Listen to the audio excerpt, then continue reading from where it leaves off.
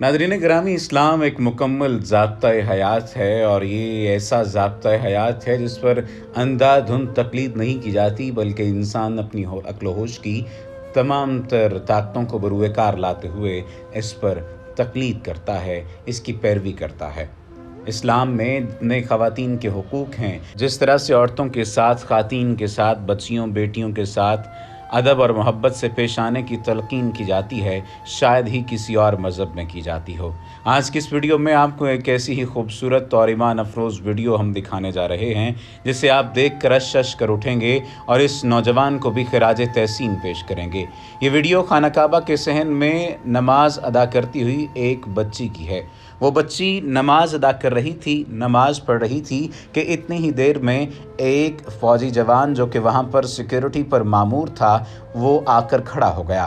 वो इसलिए आकर नहीं खड़ा हुआ कि वो उसे देख रहा था, बल्कि वो इसलिए आकर खड़ा हुआ कि धूप की शिद्दत थी और धूप की शिद्दत में वो बच्ची नमाज अदा कर रही थी। उस धूप की शिद्दत को कम करने के लिए उस सिक्योरिटी एहलकार ने अपने आप को इस पोजीशन पर खड़ा कर लिया कि उस सिक्योरिटी एहलकार की छतरी और उस सिक्योरिटी एहलकार के जिस्म से बनने वाले साए के नीचे वो बच्ची नमाज अदा कर सके। जितनी देर वो बच्ची इबादत करती रही, नमाज अदा करती रही, वो सिक्योरिटी एहलकार भी उसी तरह मौजूद रहा और उस पर साया बना रहा। अब आप अंदाज़ा लगाइए कि ऐसी मोहब्बत, ऐसी शफ़क़त आपने कहीं और देखी होगी? क्या आप इस बात का अंदाज़ा लगा सकते हैं कि उस शख्स के दिल में इस बच्चे के लिए कितनी मोहब्बत और कितनी शफ़क़त होगी? इस सवाल को आप इस अंदाज़ से भी देखिए कि अगर उसका कोई ताल्लुक़ नहीं था उस बच्ची के साथ, तो फिर किस बात ने उसे मजबूर किया कि वो उसके लिए साया बना खड़ा रहे। उसे इसकी इंसानियत ने और इसकी इस्लाम पैरवी ने और रसूल नबी करीम सल्लल्लाहु अलैहि वसल्लम के उसवा हसना ने इस बात पर मजबूर किया कि उस बच्ची के साथ शफ़क़त से पेश आए, उस बच्ची के साथ मोहब्बत से पेश आए।